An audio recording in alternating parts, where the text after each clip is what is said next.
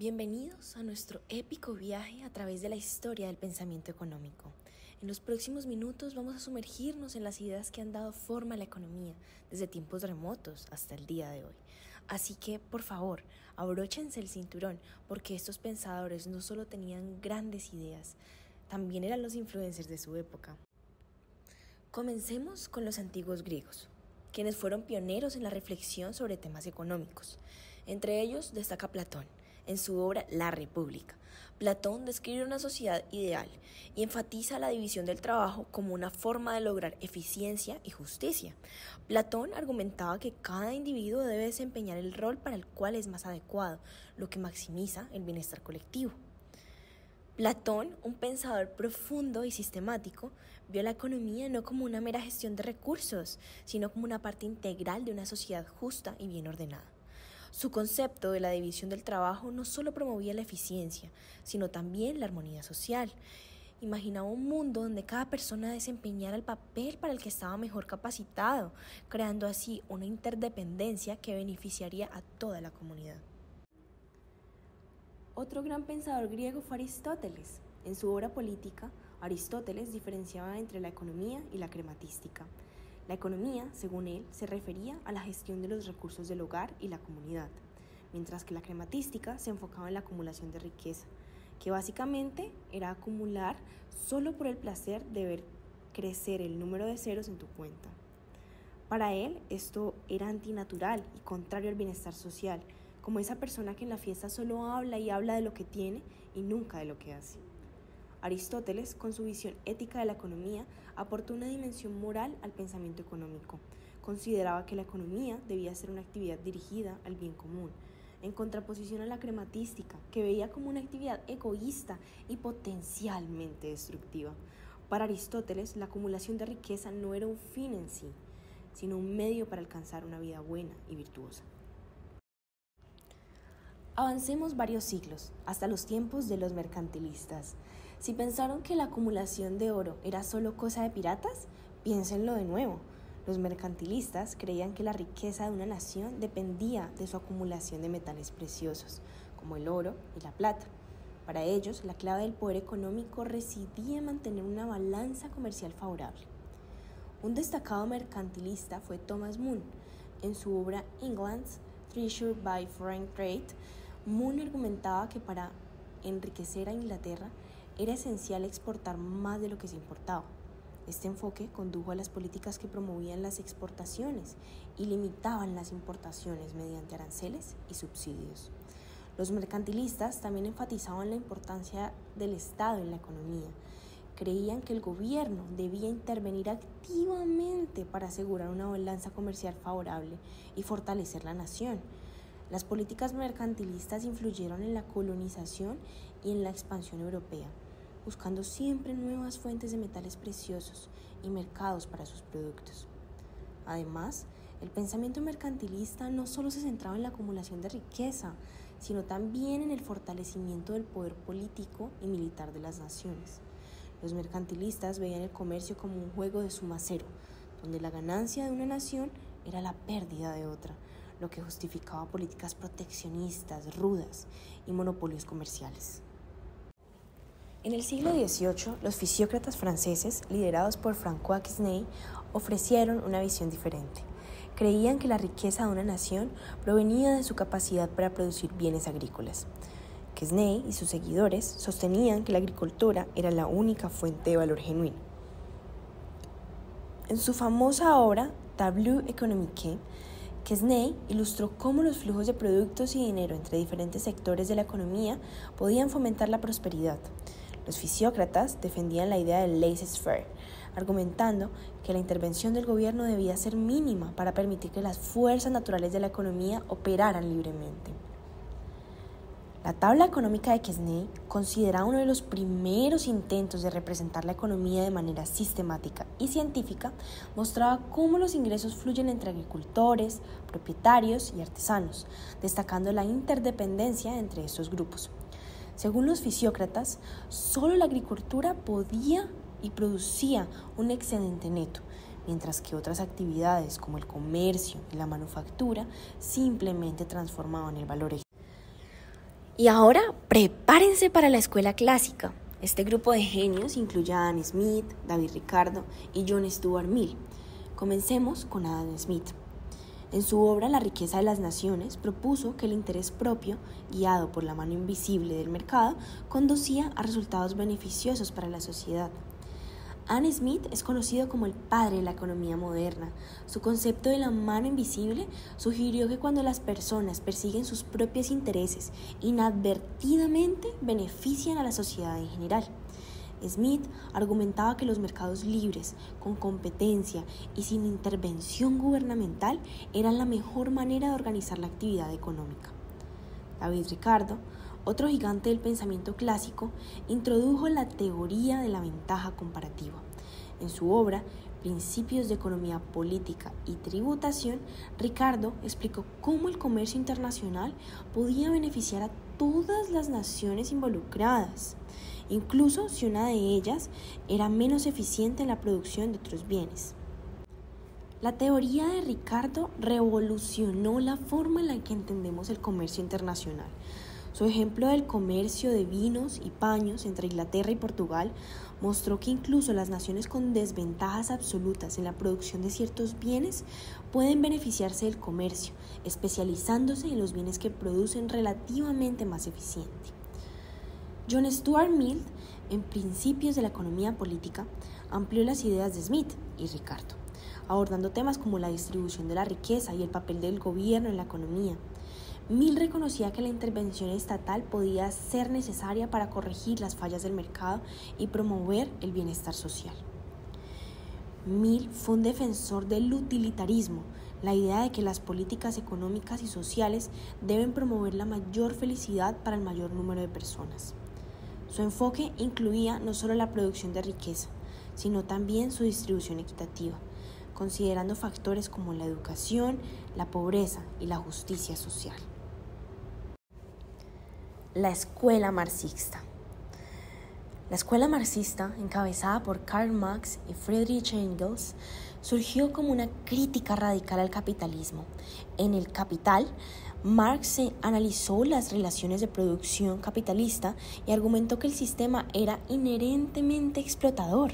Según Marx, el valor de los bienes se derivaba del trabajo y los capitalistas se apropiaban del excedente generado por los trabajadores. Marx también desarrolló la teoría de la lucha de clases, sugiriendo que el conflicto entre capitalistas y trabajadores era el motor del cambio histórico. Para Marx, el capitalismo estaba destinado a ser reemplazado por el socialismo, un sistema en el que los medios de producción serían de propiedad colectiva. Marx veía la historia como una serie de conflictos entre clases opresoras y oprimidas. Su análisis del capitalismo reveló cómo los capitalistas, propietarios de los medios de producción, explotaban a los trabajadores, quienes solo poseían su fuerza de trabajo. Este conflicto, argumentaba, conduciría eventualmente a una revolución proletaria y al establecimiento de una sociedad sin clases. Friedrich Engels, coautor de El Manifiesto Comunista, con Marx, también jugó un papel crucial en el desarrollo del pensamiento marxista. Engels ayudó a difundir y popularizar las ideas de Marx y juntos describieron la visión de una sociedad comunista, donde el trabajo se realizaría en beneficio de todos y no en el de una élite capitalista. El impacto del marxismo ha sido profundo y duradero, incluyendo en movimientos sociales y políticos en todo el mundo.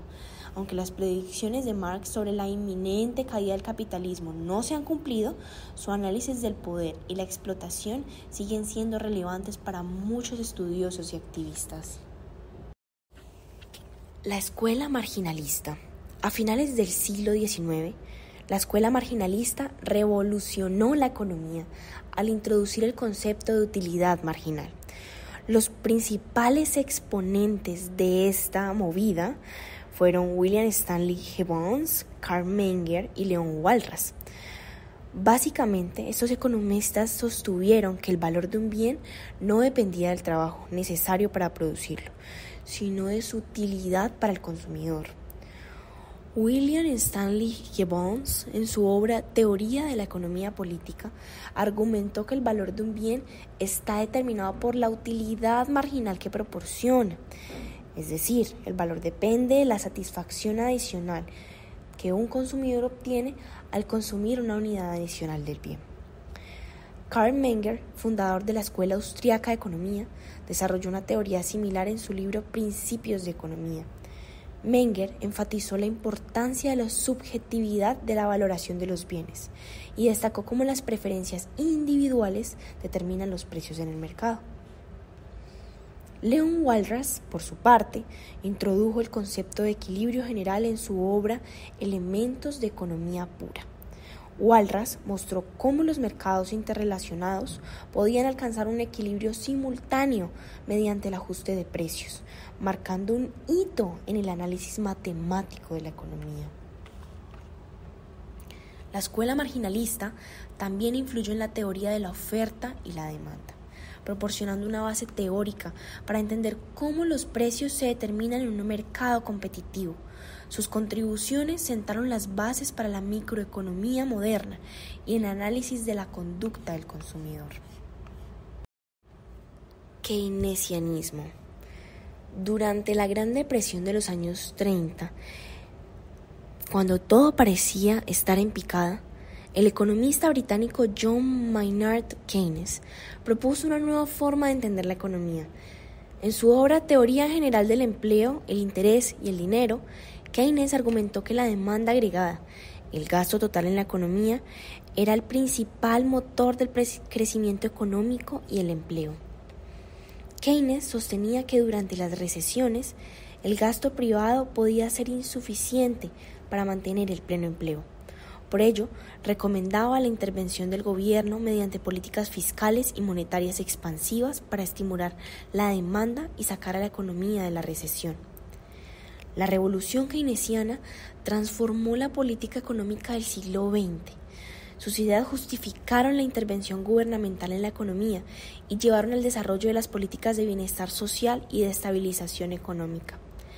El keynesianismo fue fundamental para la creación de programas de gasto público en infraestructura, educación y salud. Keynes también introdujo conceptos importantes como el multiplicador fiscal, que describe cómo un aumento en el gasto público puede tener un efecto multiplicador en la economía. Además, su análisis del efecto de expectativas explicó cómo las expectativas de los inversores y consumidores podía influir en la capacidad y en la actividad económica. Economía del bienestar. La economía del bienestar se centra en la evaluación del bienestar social y en cómo las políticas económicas pueden mejorar la calidad de vida. Amartya Sen, Vilfredo Pareto y Arthur Pigou son algunos de los principales contribuyentes de esta área. La economía del bienestar es como el superhéroe de la economía, buscando siempre hacer el bien. Amartya Sen, en su obra Desarrollo y Libertad, argumentó que el desarrollo económico debe medirse no solo por el ingreso per cápita, sino también por la capacidad de las personas para llevar vidas que valoran. Sen introdujo el concepto de capacidades, enfatizando en la importancia de la libertad y las oportunidades. Por otro lado, Vilfredo Pareto desarrolló el concepto de eficiencia de Pareto. Una situación es eficiente en el sentido de Pareto si no es posible mejorar el bienestar de una persona sin empeorar el de la otra. Este criterio se utiliza para evaluar la eficiencia de las distribuciones de recursos en una economía. Arthur Pigou, en su obra The Economics of Welfare, exploró cómo las intervenciones gubernamentales podían corregir las fallas del mercado, como las externalidades. Pigou argumentaba que los impuestos y subsidios podían ser utilizados para alinear los costos y beneficios privados con los sociales, mejorando así el bienestar general. La economía del bienestar ha influido en la formulación de políticas públicas que buscan promover la equidad y la justicia social. Las ideas de Sen, Pareto y Pigou han proporcionado herramientas para evaluar y diseñar políticas que mejoren la calidad de vida y reduzcan las desigualdades. Finalmente llegamos a la Escuela de Chicago, conocida por su defensa del libre mercado y su énfasis en la importancia de las políticas monetarias. Milton Friedman es uno de sus principales exponentes y su obra Capitalismo y Libertad es un manifiesto del liberalismo económico. Friedman argumentaba que los mercados libres, sin intervención gubernamental, eran la mejor manera de lograr eficiencia y crecimiento económico. Defendía la desregulación y la privatización y creía que el papel del gobierno debía limitarse a mantener la estabilidad monetaria.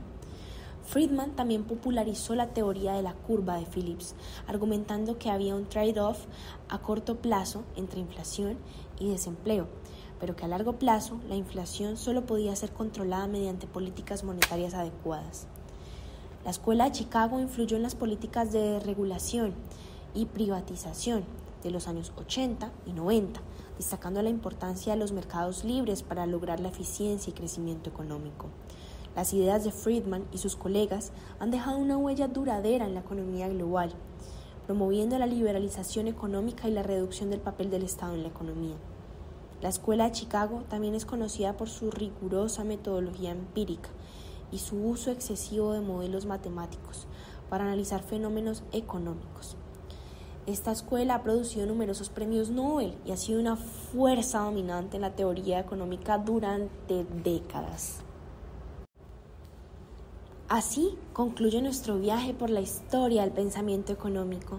Desde los antiguos griegos hasta las escuelas modernas, hemos visto cómo las ideas económicas han evolucionado y cómo cada pensador y escuela ha contribuido a nuestra comprensión actual de la economía. Esperamos que este recorrido les haya proporcionado una visión completa y una apreciación por las diversas teorías que han dado forma a nuestra sociedad.